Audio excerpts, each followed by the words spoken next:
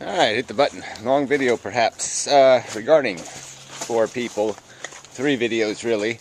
Nick, the Modern Mystic, Darwin's Hamster, and Remy.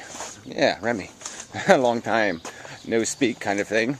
Yeah, he made a thoughtful video, was not too insulting, so that's good. So first, to be serious, I've sort of had this conversation with Piro last night in Stickham. And there seems to be this need to change the subject. And that's fine, change the subject. The problem is you don't want to change the subject, you want to change anti-nihilism, into, I'm so sick of this nihilistic accusation. But anyway, anti-natalism into all these other subjects. You want to convert it and just say, oh, let's not bother with that, let's do this instead.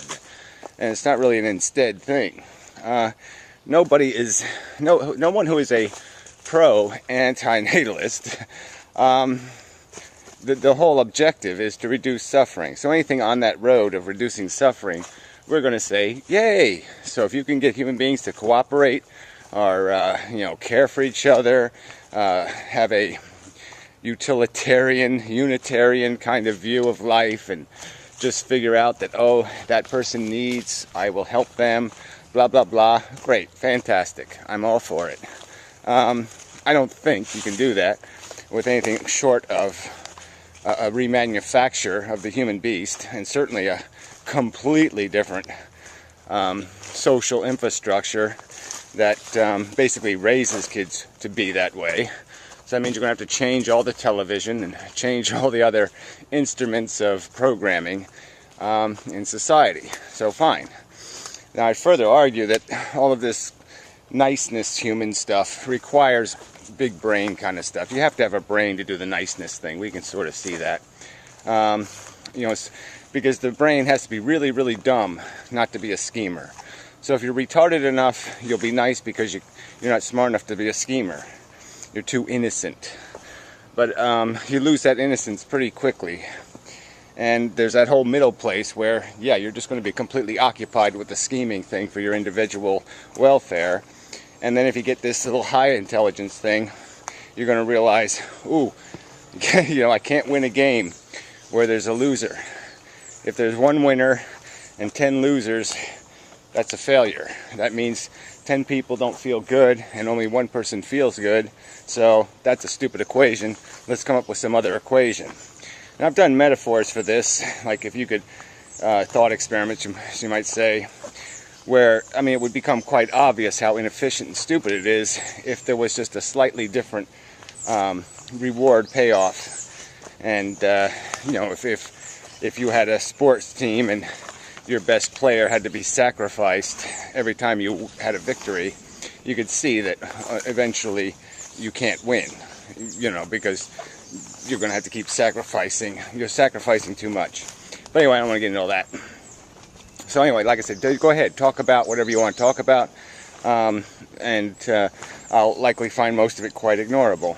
But I'm not changing my subjects to suit you. When I talk about virtual reality, I'll talk about virtual reality. When I'm talking about instant runoff voting, I'll talk about instant runoff voting. And when I'm talking about anti-natalism, I'll talk about anti-natalism. Not, no, let's do something else instead. So anyway, so I'll probably be enough on that. I'm not even going to go into, again, the mischaracterizations of the facts of the circumstance. There's just no point in arguing this crap forever, because it is just that crap. I've committed no crimes against anyone. And so I don't accept the charge, I don't accept the punishment, I don't accept the ridicule, I don't accept any bit of it. So you may have it, chew on it for as long as you like, but I'm going to call bullshit. Anyway, so Nick asked a sort of direct question. I don't get it. And yeah, there's always been this problem, and I really don't, this utilitarian, I don't get it. Remy says, I get it, but I just reject it. Okay. But I just don't get how anybody can't really see it. I didn't know it when I was a kid, but I was sort of getting a taste of it as growing up. I was just getting the idea that, oh yeah, like say if something was going to happen, and I knew it would hurt one of my sisters if we did this certain thing, then I would almost vote the other way when I had a vote. I would say, well, I know my sister really hates that, so I'm going to vote against it. Even though I kind of like to do it, I know she's going to hate it, so the math just doesn't add up. What good is it for me to be happy if she's going to be miserable? And so you start making these trade-offs. You start doing things for somebody, you sacrifice something because you know it'll make somebody else happier than you're going to be doing the other thing. You know, your joyride isn't as important as, you know, their comfort kind of deal. And so I'll use the joyride analogy maybe. But the bottom line is, though, this is something you have to look at as if, I mean, you know, you have to look at it as a disinterested alien kind of thing. So you have to do this brain separation. I mean, I don't think there's anything wrong with doing that. I think we are capable of being Vulcan. We are capable of separating our emotions, our needs, our wants, our desires, our personality from our intelligence. And they can be separate entities. I think your intelligence is that other voice in your head that's just sometimes saying, "Oh, you're so full of shit, Nick," or you know, it's laughing at you when you're doing one of those silly human tricks. So anyway, it can be separated, I think, and do the math. And so we can look at human beings, or the human race, us as individuals, and we could say, let's just call us rats. And let's analyze what these animals are and whether there are significant differences between them. And I think we can pretty much reduce us to, yeah, okay, they're a little bit different. I mean, you know, that one, you know, cleans his face at 3 o'clock in the afternoon, and that one cleans its face at, you know, 10:30 in the morning. But substantially all the rats are basically the same functionality. 4 little legs, little schemy brain, they like to run the wheel, they like to chase the cheese, blah, blah, blah, blah, blah. And so, yeah, I'm reducing humans to that kind of thing. I'm saying, okay, they're basically just the same format. You know, we have this emotional character, we have some personal sensibilities. Some people like to eat sushi, some people like to eat roast beef, some people like to chew on a carrot. So, yeah, we have little different nuances, but we're all operating on the same software, the same mechanism. We're all internal combustion engines. Yeah, some of us are kind of clunky. Some of us are Maseratis. Maybe that's a good analogy. You know, there's cars that are a little faster than other cars, but they're all cars. It's this basic idea of wheels and the idea of going from point A to point B. And I think that's some of the logical way to look at life, because it is a game. It's this mechanism where there are these interactions, and these interactions will have a net outcome. And the net outcome is yeah, how much damage was done to the cars in the race. That's how you're going to judge it. I think it's the only way you can judge it. Well, anyway, so this was all a rat game, a rat maze game that was under your governorship. You were responsible for its function. Well, you'd start to try to figure out, well, what is this stupid game trying to accomplish? And well, what are the constituents of value here? And I think it's just obvious, looking at human beings, the constituents of value are, I feel quite comfortable. Yes, I do. And the opposite, which would be, God, I feel like hell. Save me, God, save me. You know, some kind of bullshit like that. So yeah, that's the constituent. We got this positive sensation and negative sensation. And yes, they can be triggered in different rats by different mechanisms, but the basic sensations, the idea of fear is probably the same for all of us. We just fear different things. Somebody might fear going outside with the wrong color socks on, and somebody else might fear, you know, getting cancer from genetically modified grains, or somebody else might fear, you know, whatever, breaking their leg or whatever, and the other one might fear spiders. But it's basically, again, the same mechanism. So my brain, if I could just kind of pull it off, the good part, the thinky part, and just separate from this individual body, this individual, you know, body it's been scheming for, that brain would, all it knows is, I be brain, I be smart.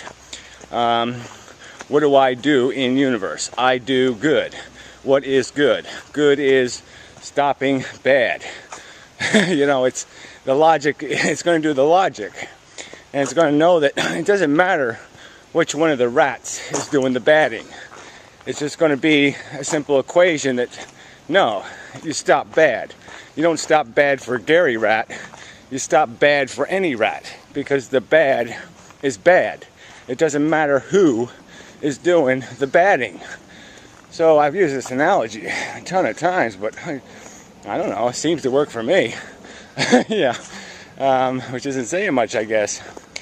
But yeah, if there's a broken leg that has to be experienced, it doesn't really matter who's doing it. I mean, obviously, I guess it'd be best to give it to the person who just doesn't give a rat's ass, the person who's good and drunk. But, you know, I'm just saying, in a slightly more egalitarian, equal starting point, you're just saying it just doesn't matter. You know, if you're going to cripple a kid, it doesn't matter which kid is getting crippled. If you're going to, you know, whatever the thing is. If you just make it more generic, don't call it a broken leg. Just call it a level of unpleasant mental torment. Yeah, what's the difference? Mental torment is mental torment. So again, we're almost back to one of the pyro examples of the Nazi kicking the Jew and hurting his foot. I would argue that if the Nazi doesn't become any smarter for the action, if he's not going to gain any better behavior for his pain, then his pain is a waste. Just like torturing a criminal would be of no value unless we intended to release the criminal into society to be a better person because of the torture. Now, if that's not the end goal, then all we're doing is the eye for an eye thing, which is to resolve the problem of somebody being blinded, we're going to create more blindness. That would be illogical. It would be a waste. It would be stupid beyond its deterrent effect. Obviously, deterrence is a value, so we'll accept sloppiness in the name of deterrence. And so getting to the sloppy argument is almost a good angle, because I've been using this analogy that the life procreation thing, this is probably more to Rami, is not a necessary value. It's not a rescue mission. When people have babies, they're not saving something from horror. They're not saving somebody from burning in a fire. So they really don't have a right to turn on the sirens and fly down the road at 150 miles an hour and take the risk of wiping somebody out who is just minding their own business and doesn't want to have anything to do with your mission, whatever your mission is. And so when you look at natalism, it again, you're not rescuing poor suffering babies or fetuses from some purgatory and bringing them into existence to save them. You're doing something of completely personal value. It has no explicit universal value, where there's no problem assigning universal value to somebody going through, say, the torments of chemotherapy or something. That's just an obvious negative. You can't undo that negative. Whereas the positive of creating a life form really has to be tied to its mission in the world. And if it doesn't have one, it's just a joyride. And you can't, so you can justify collateral damage in the name of saving lives, in the name of rescuing people from fire. But you can't justify any collateral damage for joyrides, for a sightseeing tour. That would be ludicrous to say, yeah, we will accept casualties for a silly trip to the grocery store to get an extra loaf of bread that isn't even needed. Or whatever the analogy would be. We would say, oh, that was dumb. That was not wise. That was not efficient. It was not smart. All right. So yeah, so this is just kind of weird because I don't know. It's sort of hard to understand exactly what needs to be argued. The idea that we have to do a net calculation like back to the utilitarian argument, that there's a net product to the game. There's a certain amount of collateral damage to play the game, and is that damage acceptable if the game itself is not producing any real value? I made the argument that human beings are basically just mess makers.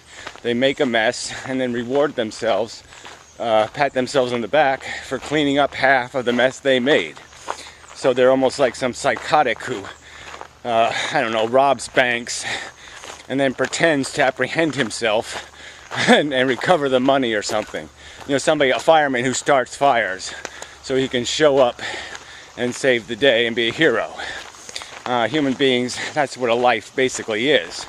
You start the fire the minute you're born, and then you give yourself credit if you've gotten some kind of joy and happiness out of it. But it was satisfying that mission was a necessity of your creation. It wasn't a necessity that existed before your creation. But again, arguing with Nick, I think it's a different argument. It's not just about understanding utilitarianism. It's understanding the fact that there's an intellectual obligation to recognize the context of every life, and the fact that it has a context. It will influence the other living beings, that my brain has no more business being obsessed with my welfare than anybody else's welfare. That theoretically, although I can't do it because I am a selfish asshole, I will try to retain my brain. I'll try to keep my brain inside my head so it takes care of me. But in theory, the intelligence itself should be working in the interest of all sentient creatures, not this one sentient creature.